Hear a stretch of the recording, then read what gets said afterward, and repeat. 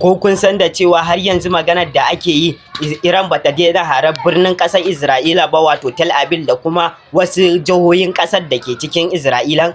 A yanzu maganar da ake yi ƙasar Iran ɗin tana ci gaba da harar ƙasar Isra'ila. Kun san ita Iran idan aka farmake ta ita ma tana mayar da martani. Inda take mayar da martani duk wani harin da ƙasar Isra'ila da Amurka suka kai mata, to ita ma a shirye take za ta mayar da martani mara misaltuwa kenan. A duk inda ko idan aka farmaki gadar ƙasar ta, to ita ma ta lissafa wasu gadoji muhimmai da ita ma ta ce za ta farmaka. Ko me aka farmaka a ƙasar Iran ɗin, ita ma yana ba da ƙara escalating ɗin yakin nan a ci gaba da hare-hare. To a yanzu maganar da ake yi fa birnin ƙasar Isra'ila fa ƙasar Iran tana nan tana tara gargazarsa.